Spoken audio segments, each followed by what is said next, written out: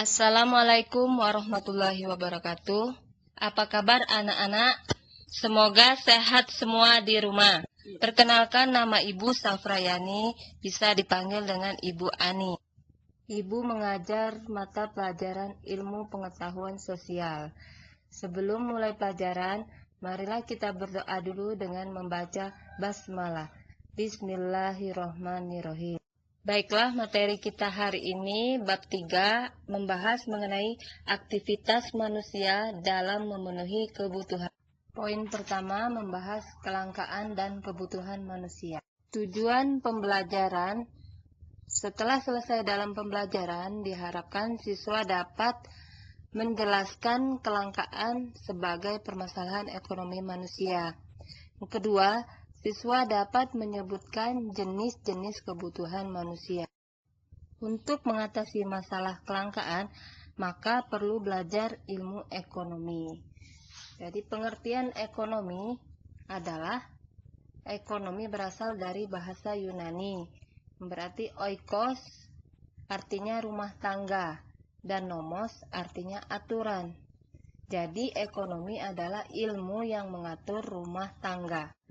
Manusia juga dikenal sebagai makhluk ekonomi atau Homo economicus. Mengapa demikian? Karena manusia selalu ingin memenuhi kebutuhan untuk dapat mencapai kesejahteraannya. Contohnya, manusia pengen punya mobil mewah, pengen punya sepeda, pengen punya pakaian, pengen rekreasi, dan sebagainya.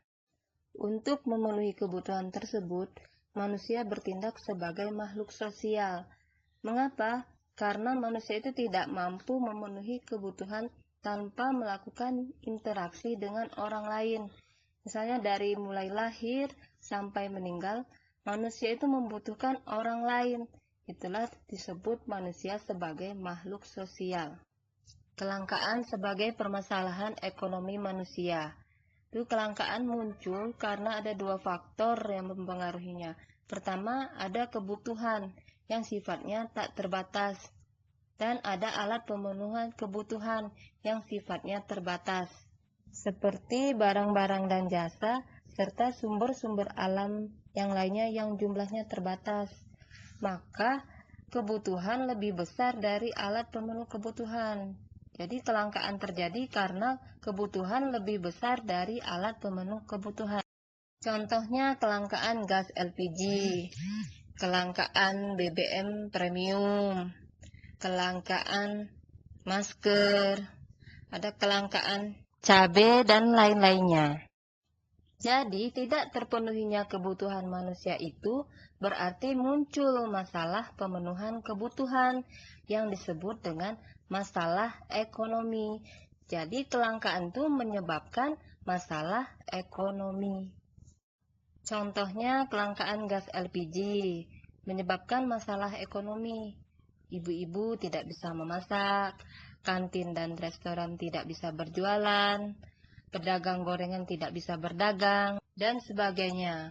Contoh kedua, kelangkaan BBM. Di masalah ekonomi yang ditimbulkan, angkot tidak bisa beroperasi, ojek online tidak bisa beroperasi, industri berhenti beroperasi, perindistribusian barang jadi terhambat. Yang ketiga, contoh kelangkaan cabai. Masalah ekonomi yang ditimbulkan, jadi rumah makan Padang tidak bisa berjualan sambal balado. Pedagang tahu jelotot tidak bisa jualan, pedagang seblak dan lain-lain tidak bisa jualan, dan sebagainya. Gimana anak-anak paham mengenai kelangkaan yang menyebabkan masalah ekonomi manusia? Sampai di sini paham ya?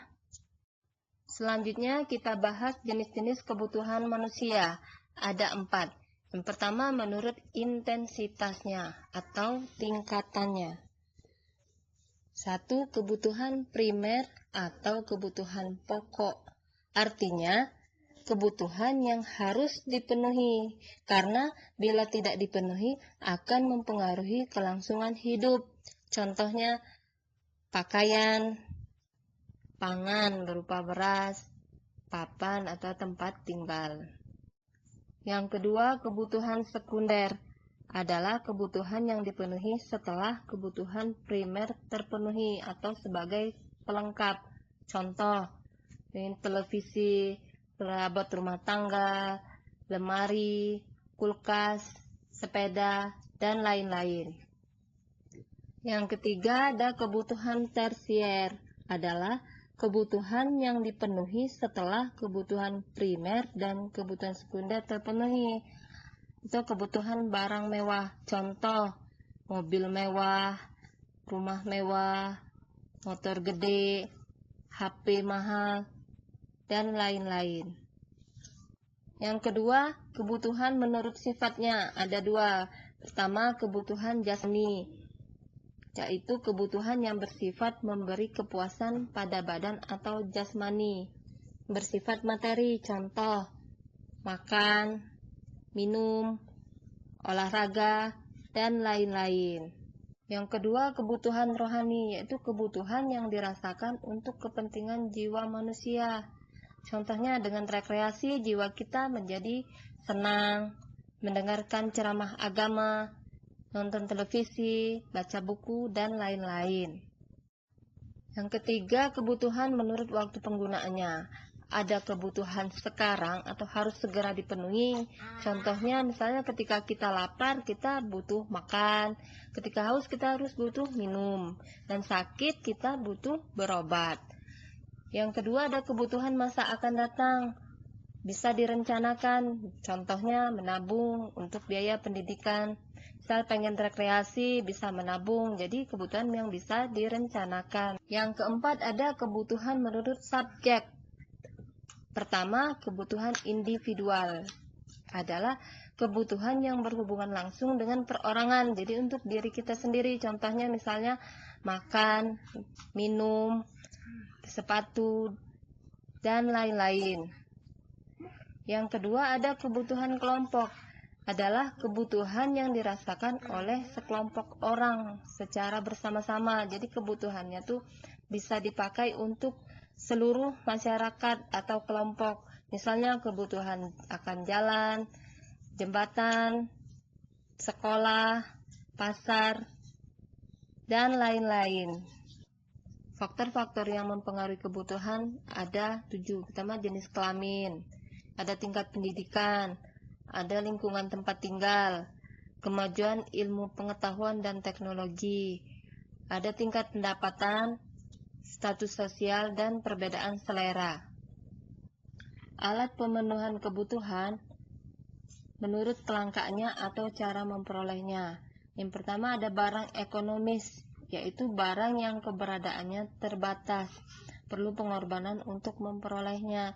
Contoh, misalnya sepatu, pakaian, televisi, itu semua butuh pengorbanan untuk memperolehnya dengan cara membeli.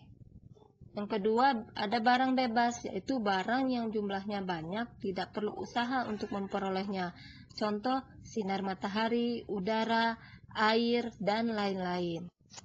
Alat pemenuhan kebutuhan menurut hubungan dengan barang lain. Yang pertama ada barang substitusi, adalah barang yang dalam penggunaannya saling dapat menggantikan dengan barang yang lain dengan syarat memiliki kegunaan yang sama. Contohnya misalnya nasi bisa diganti fungsinya dengan singkong, kentang, roti, dan banyak contoh lainnya ya. Yang kedua ada barang komplementer, adalah barang yang penggunaannya dapat saling melengkapi satu sama lain. Karena bila salah satu maka barang tersebut kurang bermanfaat atau bahkan tidak bermanfaat sama sekali. Contohnya motor tidak akan jalan kalau tidak ada bensin. Alat pemenuhan kebutuhan menurut tujuan penggunaannya. Satu, ada barang produksi atau barang modal. Karena barang ini tidak dapat langsung memenuhi kebutuhan manusia, tetapi harus proses terlebih dahulu baru dapat digunakan. Contohnya mesin, lahan, dan gedung. Mesin harus dibuat dulu baru bisa digunakan. Lahan harus digarap dulu baru bisa digunakan. Gedung bisa dipakai harus dibangun dulu. Jadi harus proses terlebih dahulu semuanya.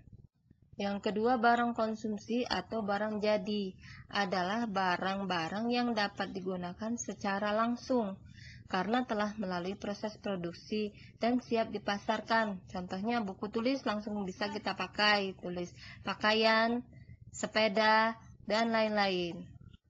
Menurut proses pembuatannya, ada 3. Yang pertama ada barang mentah, adalah barang yang belum dapat digunakan untuk memenuhi kebutuhan, tetapi harus melalui proses produksi terlebih dahulu. Contohnya kayu belum bisa digunakan bila belum dibentuk dulu menjadi perabot. Yang kedua, barang setengah jadi adalah barang atau alat pemuas kebutuhan yang masih dalam proses produksi. Contohnya benang sebelum dibuat kain, misalnya tepung sebelum dibuat kue, dan lain-lain. Yang ketiga, barang jadi adalah barang atau alat pemuas kebutuhan yang dapat digunakan untuk memenuhi kebutuhan. Contohnya nasi, kue, sepatu, baju, alat tulis, dan lain-lain. Gimana anak-anak, mengerti ya tentang jenis-jenis kebutuhan manusia? Ini selanjutnya ada tugas ya buat kalian. Lengkapi tabel di bawah ini dengan memberikan contoh yang sesuai dengan kebutuhan-kebutuhan kalian. Misalnya nomor 1, kebutuhan kalian baju. Nah, itu termasuk menurut intensitasnya kebutuhan primer. Terus menurut sifatnya termasuk kebutuhan jasmani. Menurut waktu termasuk kebutuhan sekarang. Menurut subjeknya termasuk kebutuhan individu. Atau di buku paket bisa kalian lihat di halaman 138. Tugas bisa dibuat di kertas HPS atau folio. Paling lambat ibu tunggu sampai hari Sabtu. Bisa dikirim lewat via WA. Fotokan ke ibu ya. Demikianlah materi kita hari ini. Semoga anak-anak bisa memahaminya. Marilah kita tutup dengan membaca hamdalah. Alhamdulillahirrabbilalamin. Terima kasih. Assalamualaikum warahmatullahi wabarakatuh.